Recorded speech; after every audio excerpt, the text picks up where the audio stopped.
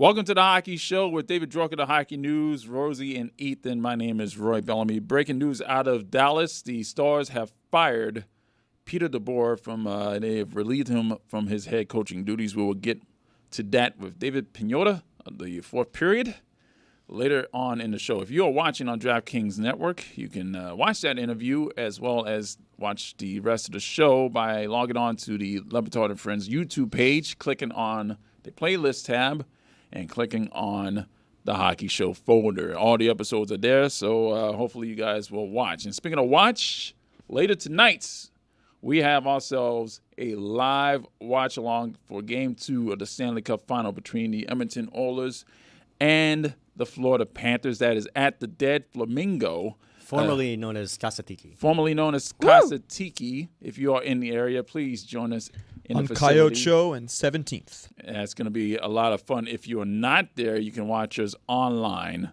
and we will go over the game. You can as it watch. goes. They will have hockey. Roy live, reacting live. You people been asking for that, so this is your chance. People have been asking for that? Yeah, they have. I don't believe you. They want to see Yeah. you angry in real time. I was just trying to sell the watch party. Like, they will have hockey and alcohol. Like, No, they will I'm have still Roy. dry. Roy reacting live. well, You no, people I asked know for you're it. dry, so you're gonna get salty Roy, Yeah. Stanley Cup Final hockey, and alcohol. And me having an existential crisis. And you also can hang out with Ethan. Well, hopefully the Dead Flamingo will serve mocktails for me, or at least We some got to water. figure something out. This is not a good situation. They'll have a ginger beer.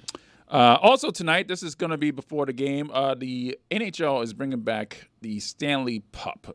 This was a hit last year. It's going to be on True TV tonight at 5:30 Eastern. If you are in Canada, it's going to be on Sportsnet at 6 p.m. Eastern. The national nonprofit organization called Petco Love will provide some rescue dogs in a friendly competition between the pups. And each dog is going to represent each respective 32 teams in the National Hockey League. So it's like the Puppy Bowl. Yeah, kind of like the Puppy Bowl, but hockey related. Yeah, so it's gonna be better then. So they named the dogs. They named the dogs yet again, and we got some examples here. Some really good ones. Yeah, representing the Stanley Cup finalists for the Florida Panthers, we have Matthew Fetchchuk. Look at that good boy. That's a tough name. That's a good boy. That's a tough name to try to get out clean. Yeah, I mean, that K is not helping things know, at all. Representing the Edmonton Oilers, Leon Outsidel. That dog is That's beautiful. cheeky. Leon Outsidel, very cheeky. Yeah, so that's no, those are some good names. And we have, each of us has our favorite dog, and we're going to get to it here. David, what is your favorite dog name out of the bunch for the Stanley Pup? It was tough. I went with Nikolai Yellers. I like that they got both the first and the last name of Look at Nikolai those Yellers. ears. But look how cute that little puppy is. ears. But Man. yeah, just Those ears are Nikolai touching. Yellers. Like, yeah, Oh, it's so cute. I think that's a very Winnipeg dog. Yeah. My favorite dog out of the bunch, plain and simple, Doggy Hamilton.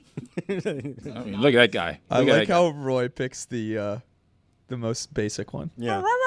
Chris Cody is in the studio. He has something to say. What? I just don't understand how we're doing a segment with dog names in this series, and there's not one just named Barky. Wasn't he last year? Wasn't last year Bark, the bark, Panthers bark. was Barkov? Okay, well there you go.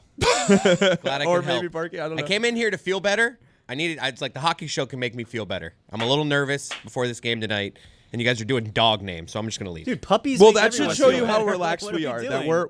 we're so relaxed. We're so ready for game 2. Yeah. Yeah. We're so chill about the position the Panthers are in that we're going over these dog I names. mean, I'll be real. I know you guys are all gonna do the thing. I'm scared shitless. How long have you known me, Chris? I know you won't admit that you're scared, so I'll do it. I'm scared. Well, how are you feeling in the Toronto series? Much better. Because they didn't have. There's this guy named Connor McDavid. And there's this other guy. They had a guy honestly, named Austin Matthews. There's something and like 3 other guys. It's funny you bring it up because when we were down 2-0 to Tampa, I had this odd sense that we were going to still win the series pretty easily. But I this think one, that's the Toronto stigma working in your favor. this there. one, it's just it just feels like their year, Dorky. It feels like I said it last week. It feels like the 2014 Spurs. I think It just you're feels letting like your the same inner thing. South It Florida feels like sports fan Crosby. show. What year did he get his first one?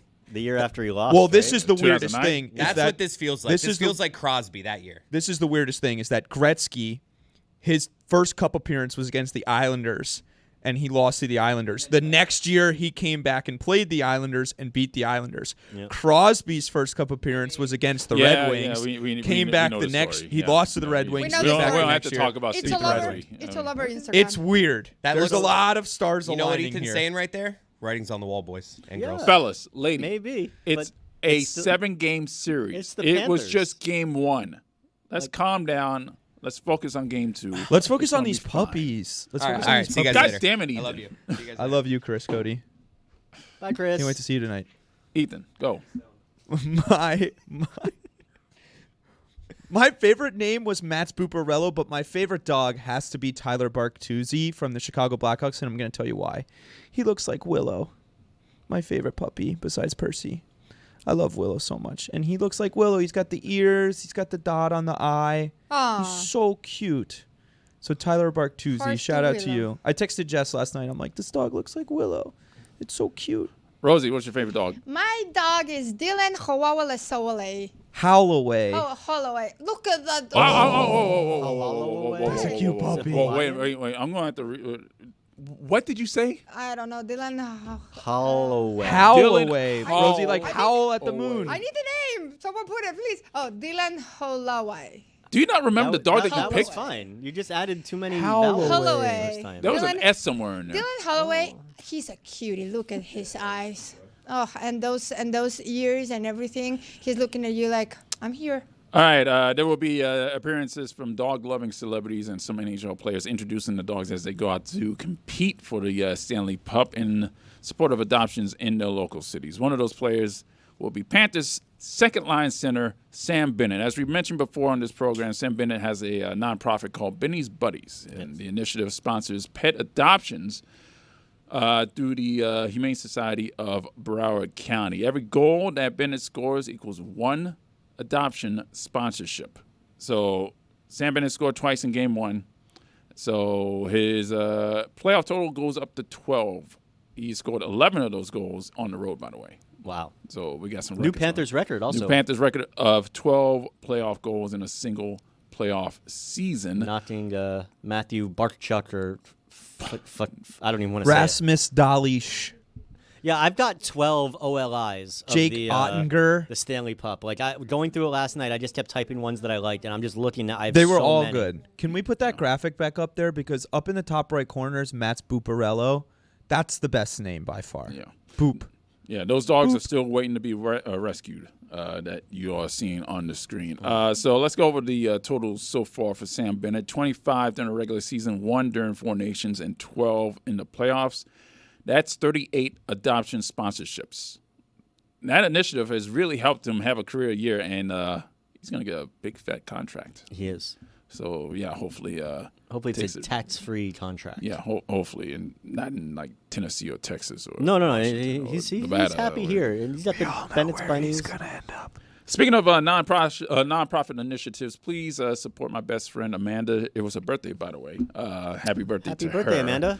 Amanda. She has a pet rescue called Rescue Paws, and she wants to pass along that spaying and neutering is vital to making sure that the pet population doesn't go out of control. Currently, there are a big number of strays out on the streets, about 37,000 strays currently on our streets right now. So you got to get your pet spayed and neutered. Her efforts are to help smaller rescues save animals, to fund spaying and neutering, and the collection of donations and providing a network of dogs trying to find their forever home.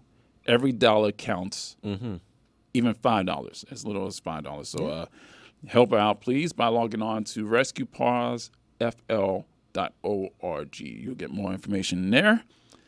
So let's help our four-legged friends, please. Jeremy Spayman was one of the names. That's That made me pretty think of that. Tyler Tefuri. That was a really cute dog, Shea too. Theodorable. good. Keep going, Dorky. Wins and fails.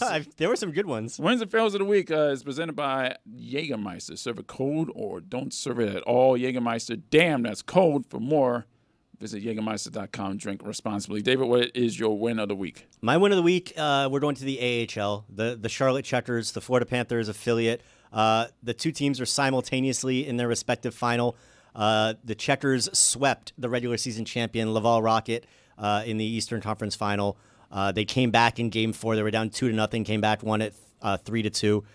Jesse Pugliarvi had the winning goal. They picked him up midway. He's been playing very well for Charlotte. I think he's second in the team in scoring. 8 straight wins for Charlotte as they march through the Eastern Conference. So they're either going to play Abbotsford or Texas. Game 5 of that series is tonight. I believe the Canucks are up 3-1. But just good on Charlotte. Good on the whole Panthers organization. Canucks. A lot of winning. Canucks. The Abbotsford Canucks. Jeez, Rosie, you're never going to get that right. My winner of the week comes from the Canadian Hockey League as they crowned a new Memorial Cup champion for the juniors. The London Knights beat the Medicine Hat Tigers to take the tournament. That is back-to-back Memorial Cup wins for a team out of the Ontario Hockey League. Before that, representatives of the Quebec Major Junior Hockey League won 4 in a row, and before that, before the back-to-back wins for the OHL. There hasn't been a single Western Hockey League team to win the Memorial Cup since 2014. Wow. That is a long time. I realized it had been that long. Yeah, it's the Edmonton Oil Kings the last time a WHL They team score won. a lot of goals out in the WHL. Yeah, apparently not in the Memorial Cup tournament. Congratulations to the London Knights for their win. Ethan, what is your win? My win of the week, boys, is me. What a year it's been for Why EVP am I not surprised? with some of his teams, and another one got a title on Saturday.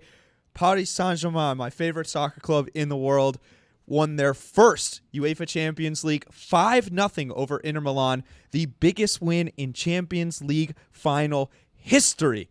One of the great moments in my sports life, to be honest with you. This team has been pursuing a Champions League for a long, long time. No team has wanted it more, and they finally got the job done. Desiree Doué, the star of the match, went home, celebrated in Paris. It was unbelievable scenes, unbelievable. 539 were arrested. In the last, not great with the celebrations, but in the Paris last is year, the Vancouver of the Europe. in the last year, the Panthers have won a title, the Gators have won a title, Tottenham has won a title, and now PSG has won the Champions League. The year of Ethan continues. I don't know What the fuck are you doing? This is the hockey. This is the hockey show. What the Why are we hell? talking about Rose PSG talks about Caitlin for? Clark. Rose talks about Ariana Because- Grande. hey, no problem hey, there. That is my character. When EVP wants to talk about something. No, have you listened to a single episode of the hockey show I when listen she does that? every week. I When listen she every does week. that, I Yeah. reprimand her as well. So I'm reprimanding you. That's fine. This is not hockey. That That's is fine. soccer. That's the wrong sport. That's fine. Salute to PSG. Salute to They Desiree do Doué. use goals and offside. It's so there are basic. some- You know what? And My that's- dad after the game was like, No more soccer. Give me hockey. Win of the week, Rosie. Rose. you're Okay, up. my win of the week comes from our one and only Stugotz. I've been listening to a lot of content. Top 5 things you should subscribe to. And number 1, The Hockey Show. Hey. That Yeah. is a quality show. I'm telling you. Roy, Dworky. It's a good show, man. Who else is on that with them? No idea. Rose. Oh, and Rosey, of course. And Ethan. And Butsky. I don't think that there's a Dworkski.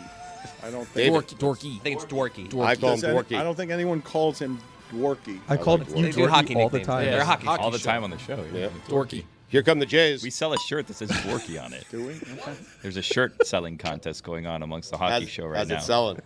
Not I well. don't have the numbers, but whoever sells the most shirt amongst Rose. Yeah, so if you want to go buy your shirt, go to the link. I don't know where. But Is yeah, that Yeah. the endorsement? Buy my we shirt. Yes, that Is the Stugotz endorsement helping us or hurting us? He wrote a book, and we won't be very charitable with our fails. David, what's your fail of the week? My fail of the week is it happened in Game 1 of the Stanley Cup Final. I don't want to know why you're laughing. That was a smooth transition by me. Smooth criminal. No, it was after Thomas Nosek. Yeah, thank you. Yeah. Put the puck over the glass in overtime, led to the power play that ended the game for Edmonton. Jake Wallman, the Oilers defenseman, was having a lot of fun after Nosek put the puck over the glass. Went right up in his face, let him know about it. That's a big fail for Nosek. I feel for the guy. The team rallied around him.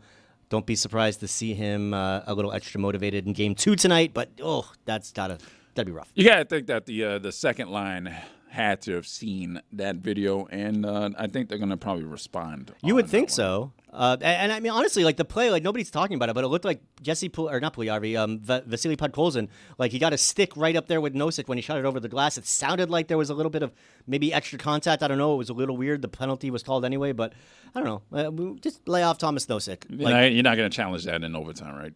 Can you challenge that? Puck over the glass?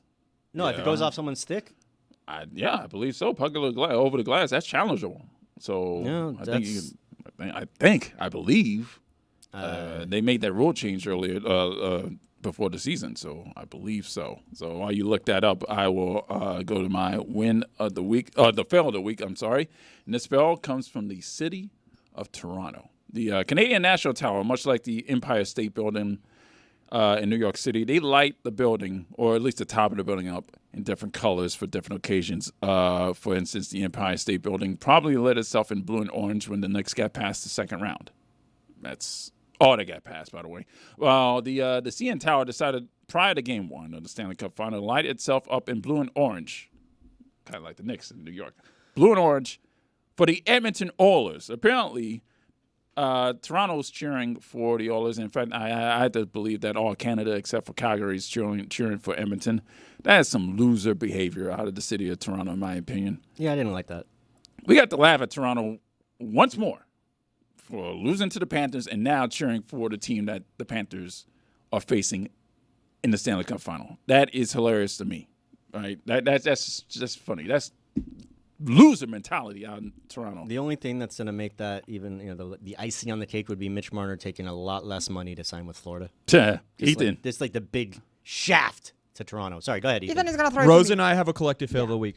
So, ladies and gentlemen, the fail of the week is Barky has a girlfriend. He's a tennis player. So now my other lover is Lorenzo Musetti because Barky broke my heart. That's our fail of the week. Who does he What? play for? Seattle? Kraken? Lorenzo Musetti, he's a tennis player. Yeah, He's I in know, the that's- semifinals right now. So we got soccer, we got tennis on the other side of the glass today. Yeah, because Barky broke my heart. So And yes, it's it is collective. It is reviewable, by the way.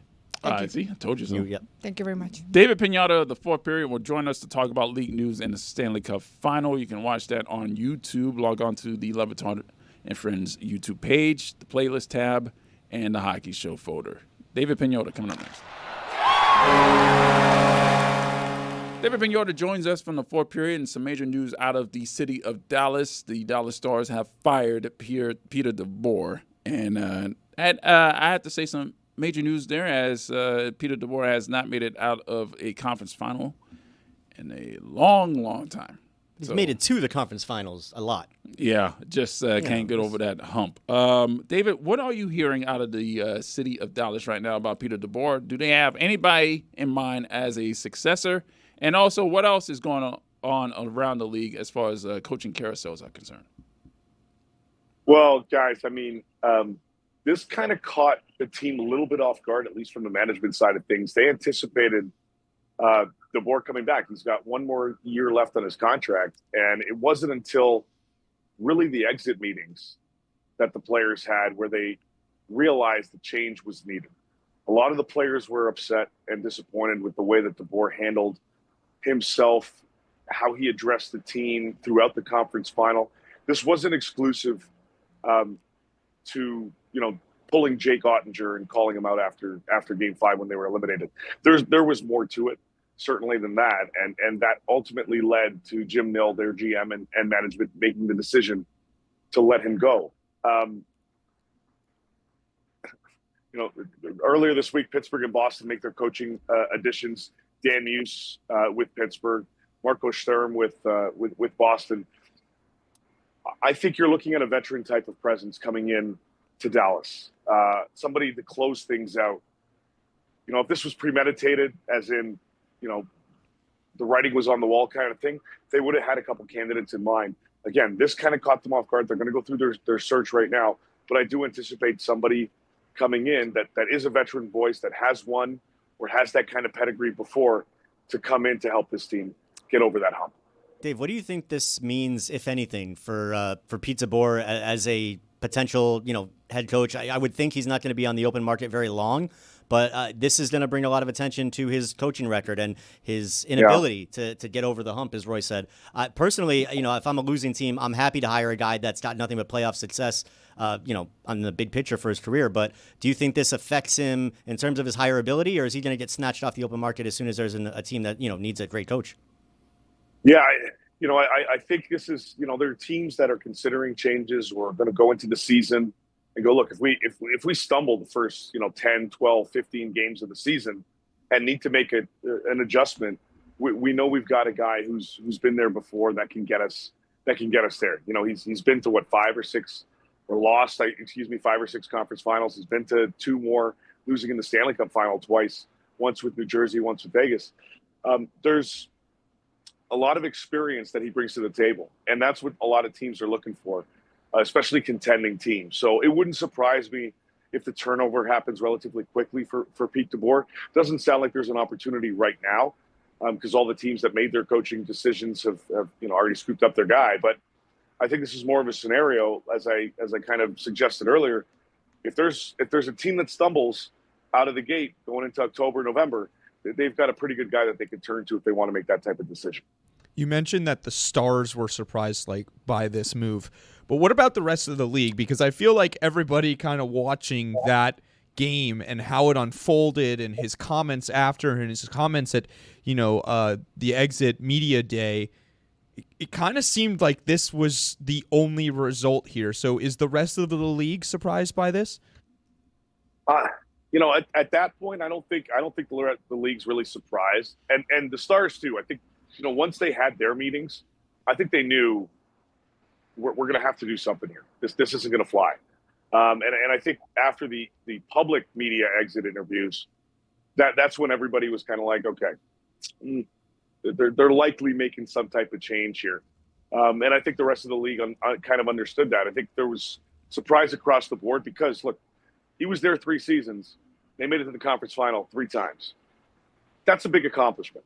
But, when you lose the room, even if you get to that point, it makes things certainly difficult to move forward. And again, this goes beyond the Jake Ottinger comments and pulling him and all of that. There's more to it. But, certainly I think, once those exit interviews took place with the media, I think everybody kind of had a good inkling that they're probably going through some type of change. Gary Bettman and Bill Daly had their State of the League address before Game 1, and I just want to get into the collective bargaining agreement and how negotiations are going. David Sampson came on the Le Batard Show and gave a dire prediction about Major League Baseball CBA. Are we looking at some trouble ahead, or are they negotiating in good faith with each other? When I first started to dip my toe into hockey media, it was 2003. At that point, there was a lockout. The season got interrupted in 04-05. From that point to just prior to now, I've never experienced or had comments from both the NHL and the NHLPA side that suggested there was harmony. There's harmony right now.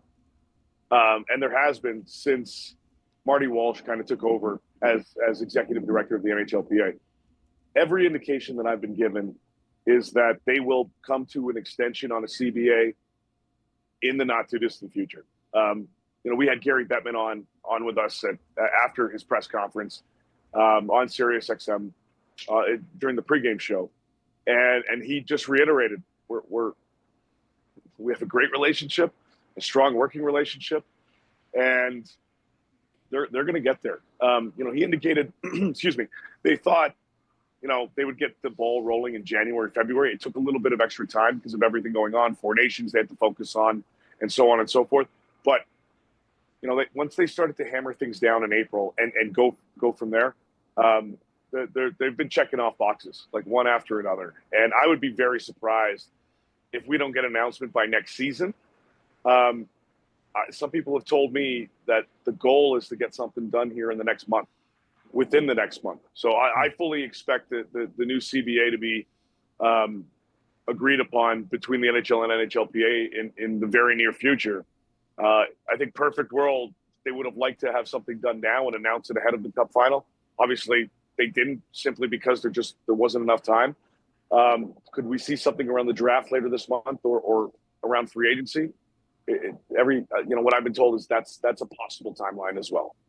You mentioned free agency. Might as well dive right into it. The big question down here, and I think in a lot of NHL circles, is what's going to happen with Sam Bennett. Some of the steam is starting to pick up that he is leaning towards remaining with the Florida Panthers. Here, I saw one rumor that said he would only get 7.5 on the open market, which seems insane. And at that point, he would almost certainly stay in Florida. Where do you think this stands right now, and where do you think this ends up come July 1st? Yeah, I'd be a little bit surprised if he leaves, to be perfectly honest. I think there's a pathway towards a relationship extending here. Similar to Sam Reinhart. The longer this goes, the more speculation kind of pops up, right? Just like last summer. Maybe Sam won't sign. Maybe he's looking for, X amount of dollars and this and that and the other. He ended up sticking around. I think Sam Bennett's kind of following a similar pattern here. I'd be a little bit surprised if he does hit July 1st and hit the open market. I think the Panthers and him, obviously, I think we all know they want to keep that marriage going, the relationship going. We'll see kind of where it ends up. But I could certainly see something in the 8x8 kind of vicinity here for Sam sticking around in South Florida. The Panthers have plenty of deals that they're going to have to make in the offseason, two of which, or at least they're going to try, I believe, is Aaron Ekblad and Brad Marchand. What do you see going on there? With Marshy, I think there's an opportunity for him to stay. I know there are a lot of reports now that he might, cash in big on the open market. I think it's more than that for him. He had a choice, and he made it. He wanted to go to Florida. He wanted to be part of the Panthers if he was getting moved out of Boston. He didn't have a full no trade or no move, but that was his preference, and they did him right. We'll see kind of where things go here. But I think if it's leaning on one side versus the other, I think it's leaning towards sticking around. Ekblad, different story. Younger, been here a while, has an opportunity to cash in on another big contract. I don't know if that big contract is going to happen with the Panthers. Talking to people, and this goes back to last offseason, and there was a point where he switched agents, he switched representation. He actually, after he made the decision to walk away from his representation over at Wasserman, he actually decided to rep himself before bringing on Craig Arthur over at Newport Sports. Obviously, that didn't go so well, and they've had discussions for over a year over what an extension would look like. If he stays with the Panthers, it's less than the $7.5 million he's making this season. How much less is going to dictate whether or not he's going to stay. I've heard the number being 6 from the Panthers, looking at in and around that mark. I don't think he stays. This is a shallow free agent pool, and there's an opportunity for him to cash in pretty decently on a new deal somewhere else if he does hit the open market. I think if of all the primary Panthers free agents, I think the greater likelihood of somebody testing free agency that revolves around Aaron Ekblad. Dave, getting into the Stanley Cup Final after Game 1, I think a lot of us were a little surprised with Florida's lack of aggression in the second half of that game. They switched, and I know you mentioned this in your post-game coverage. They switched to a 1-1-3 when when Edmonton switched to putting McDavid and Draisaitl together, which is another issue.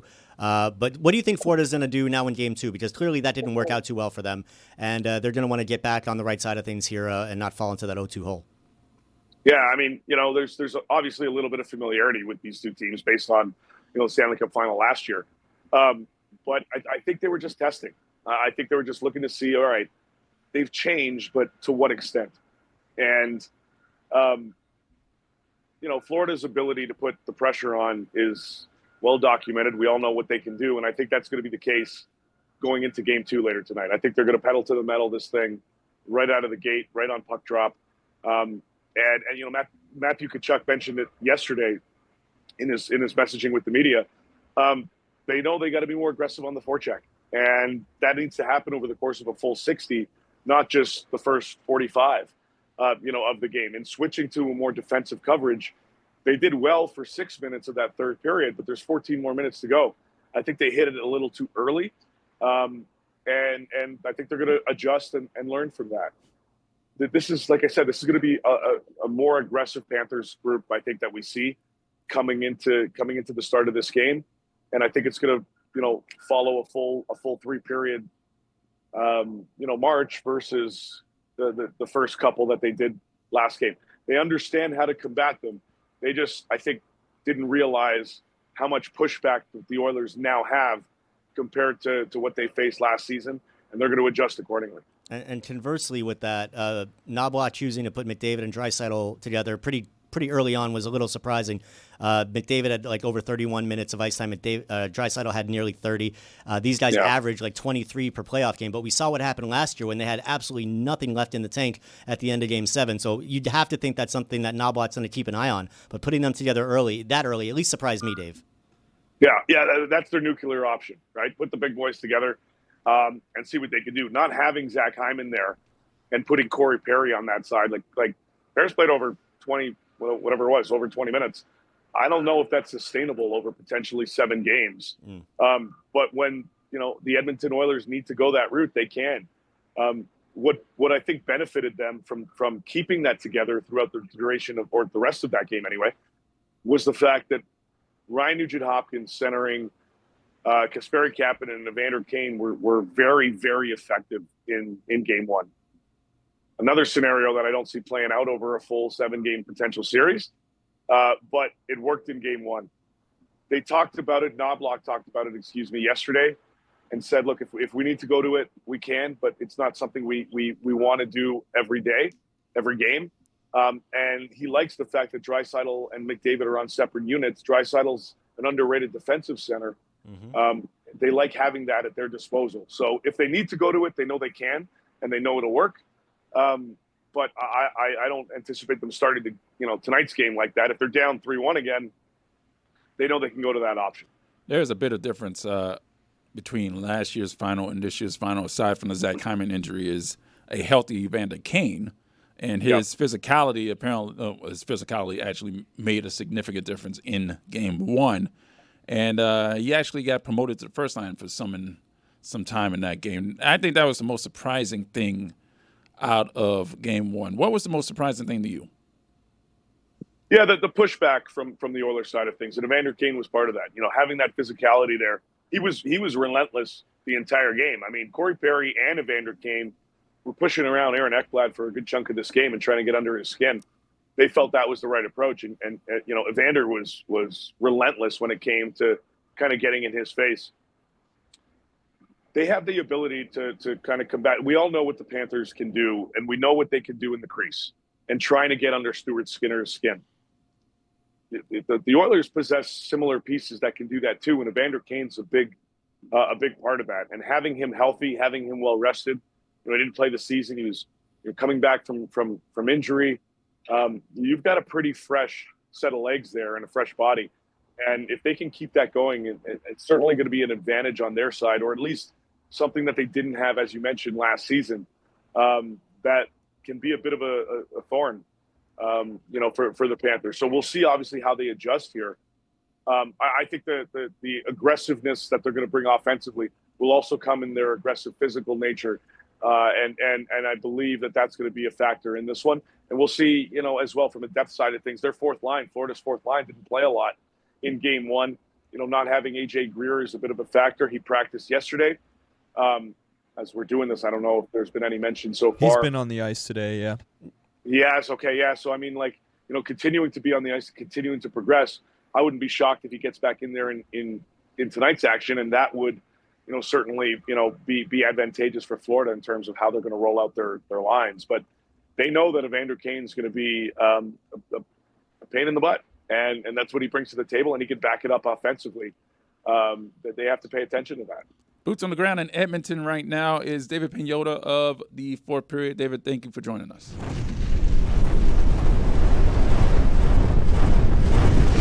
All right, it's time time to provide our analysis of Game 1 and to provide a preview of Game 2 of the Stanley Cup Final between the Panthers and the Oilers. And to do that, we are going to turn to Rosey, who's going to provide her analysis in Spanish. It is time for Rosa en un minuto. And that is not how you say Close it. enough. Close enough. Not how you say Close enough. That's not how you say minuto. Rose, Minuto. timer starts on your first. Shut up, word. Ethan, I'm talking. Rosa. Ok, let's go. Hola, hijos. Bienvenidos a Un Minuto de Hockey con Rose, donde te cuento todo lo que ha pasado en la semana en la NHL, en español y menos en lo que dura en un cambio de línea. En esta semana arrancó la final del Stanley Cup entre las Florida Panthers y los Edmonton Oilers, y fuera pura intensidad. ¿Cómo arrancó? Bueno, boom. Leon Dasterlawalwa, his name, I don't know, anotó para Edmonton en solo 1.6 minutos, empezando el periodo con asistencia de Kappen y de Wallman. No había ni sudado la defensa de Florida. Pero Florida respondió con 2 goles de Sam Bennett y uno de Marchand en un power play. 30 seconds. Edmonton íbamos 3-1. Pero los Oilers dijeron, ni lo sueñen, empataron con gol de Victor Adverson y Matías Ekholm. Y en overtime, Dastrali lo hizo otra vez, con asistencia, obviamente, de Connor McDavid. Edmonton 4, Florida 3. En el arco, Bobrovsky, 42 atajadas, Skinner, 29 atajadas y muchos... 10 seconds. ¡Woohoo! Stews. Flash stats. Edmonton, 46, Florida 32 tiros, hits, 51 cada uno, brutal. Face-off, Florida dominó un 56%. Time! All right, Ethan. Hold on. I like that you got the goalie saves as the first stat, though. That was Papá, good. volvés a hacer eso y te va a ir feo. Give away 16. I don't Me want to cago know en la what leche. you- Panthers, 14. Ay. Próximo juego. Hoy. Thorns came out of Rose on that Esto one. fue Un Minuto con Rose, tu resumen semanal de puck, pasión y un poco de caos. Is that it? That's it? Ay, Dios mío. Very good. All right, very Did you good. understand anything that I Unbelievable. said? I told you, I got the goalie No, stats. but I'm sca- I heard Jake Wallman's name in there. I I'm heard scared of overtime. whatever. I'm scared of whatever you said to me when you got mad at Oh, me yeah. for calling Oh, dude. time That because was I like know you said some Superman shit he's laser really vision. been Oh, yeah, eating. yeah. Oh, yeah. You should be afraid of what I said. Oh, my God. All right, it is time for Rosie to translate all that in English. It is called Rose in a Minute. Go ahead, Rosie. Again? Yes, in English, please. Go. And play the music. Okay, Shouldn't let's it be, go. like, whiter What's up, music? everybody? Welcome to 1 Minute with Yeah. Hockey with Rose, where I break down everything that happened this week in NHL in English and faster than a line change. This week, the Stanley Cup kicked off with Florida Panthers and the Edmonton Oilers, and it was a non-stop action from every minute. How it started, boom. Leon Dastrali scored the Edmonton just in 1-6 into the first period, assisted by Kappen and Jack Wallman. The Panthers defense didn't even break a sweat yet. Okay, but Florida fired back with 2 goals from Sam Bennett on power play from Marchand. Took the lead 3-1. Edmonton said, not so fast. They tied it with a goal, Victor Adverson, Matías Ekholm, and in overtime, Australia did it again. Clutch power play to win it, assisted by who else that McDavid. Final score, Edmonton 4, Florida 3. In goal, Bobrovsky, 42 saves. Skinner, 29 shots. Quick stats. Shots, Edmonton 46, Florida 32. Hits, 41 each. Brutal. Face-off, Florida dominated with 56%. Giveaways, Oilers 16, Panthers 14, Jags. Game 2 is tonight. This series is already fire. This was 1 Minute with Rose, your weekly dose of puck, passion, and the right amount of chaos. All right, Jorky, you Bravo, have a Rosie. rant coming Bravo. up here. This is Jorky Sounds Off as we got an evolution of Stanley Cup logos. All right, this is the patches that they put on the front of each of the finalist jerseys that they use for the Stanley Cup Final, and you have something to say about this, Dave. Take it away. Sí. No me gusta es... wait, my bad. Translation. Sorry about that. I just got a little wrapped up with Rose. No, I don't like it. Like, if you want to put their graphic back up there, that would be awesome. But, like, if you can see on the top left there, that you've got these beautiful circular logos, the sunburst thing behind it. They looked explosive. They looked dramatic. And as you get towards the bottom and the middle and the down, it's like, what? It's just the cup. It looks like they're created by AI. They're like cartoonish. I feel like it's been a huge downward spiral from these beautiful Stanley Cup logos that would be on jersey patches. They'd be on the ice. And now we get this like computerized basura. no me gusta. I don't like it. I don't like it at all. I think No the me NHL gusta, needs. muy bien. Gracias. I think the NHL needs to go back in the opposite direction, get back to the historical side. I mean, they've got the Edmonton Oilers in the Stanley Cup Final, for crying out loud.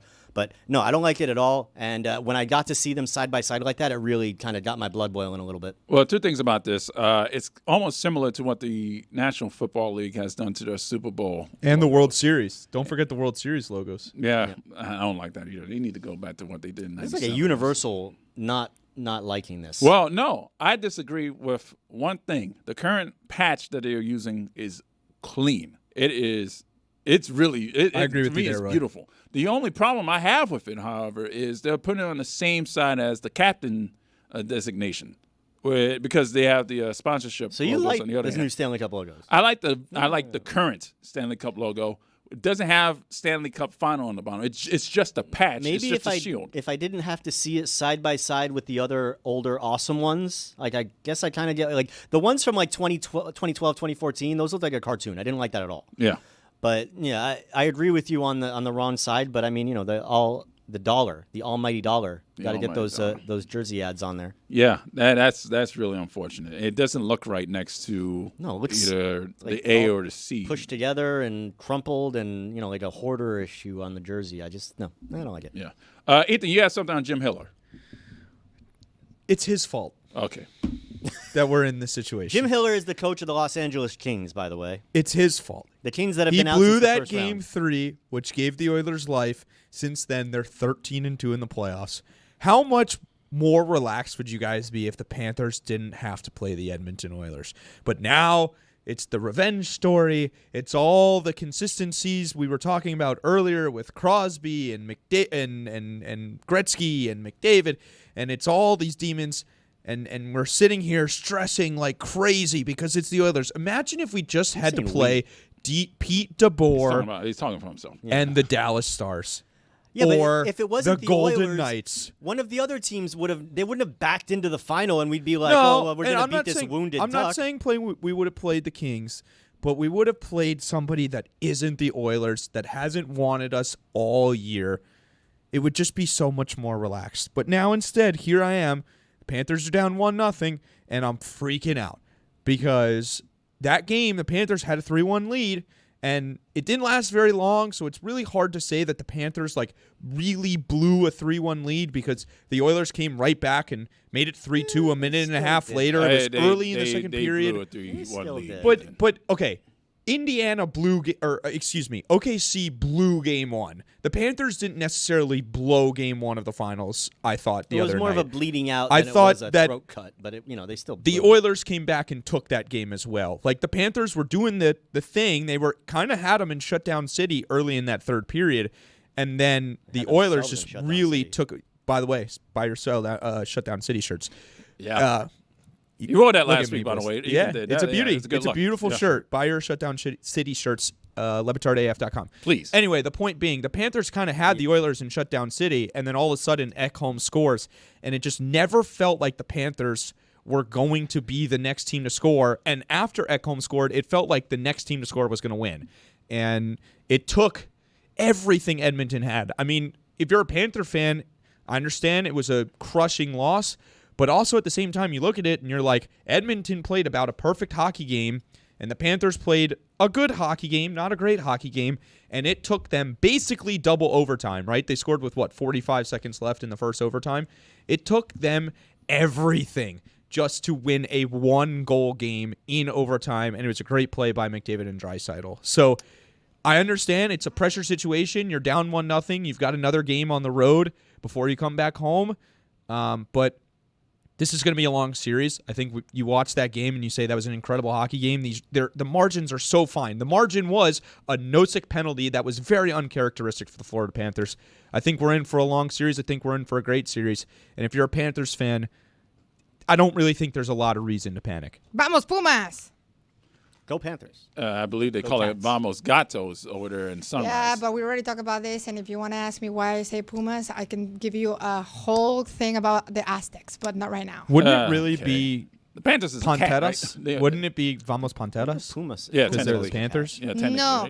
Technically, no, I'm not going to do it because I'm You not are the do it. I expert want to hear here. it. You are the expert We're here. getting Please Spanish speak- lessons speak today, English Okay, over here. technically, the Panthers is just the Black Panther. Here you say the Florida Panthers, but when you translate and you put in Google Florida Panther, of course it's gonna appear a puma. But if you put a puma, it's the same as the Florida Panther because for us in Spanish, Pantera is just the black one. Okay, just for the record, panther, puma, mountain lion, catamount, they all are cougars. No, they're all cougars. They're all under the cougar umbrella. Yeah, but I'm gonna put. Actually, I'm gonna find. How do you say cougar in Espanol? But what about Puma. tigers and lions? there it What family are lions and Tigre tigers and y such león. under? Cheetahs, because those are all cats. Bueno, Yeah. les voy a decir algo. Yeah, Panther is a cat, correct? Sí, es un gato. Yes, Es un gato grande. Vamos It's a gatos. big gato. Vamos gatos. So with gato, you're good. Next time I do my 1 minute, it's just gonna be in Spanish, so you better learn Spanish. no. Yeah, that's Yes, that's I think gonna it should happen. be. Doing them every week, we're gonna have to learn something. Yeah, there Maybe you just go. see how much we learn if we keep doing it. Game 2 is tonight. Casatiki. You can Dead join us Flamingo. at the Dead Flamingo, formerly known as Casatiki, and you can watch the game with us there, or you can watch it online with us as we follow along Game 2 of the Stanley Cup Final. Tiki, tiki, For tiki, David, tiki, for here, Rosie, maha. for Ethan, for Tiki, Gino, tiki, and tiki, Danny, tiki, my name is Roy maha. Bellamy. We will Tiki, see tiki, you tiki, later tiki, tonight. tiki, yamaha. Tiki, tiki, tiki, tiki, tiki, yamaha. Ooh, ooh. That's a good ending. Ooh, ooh is a good ending. Well,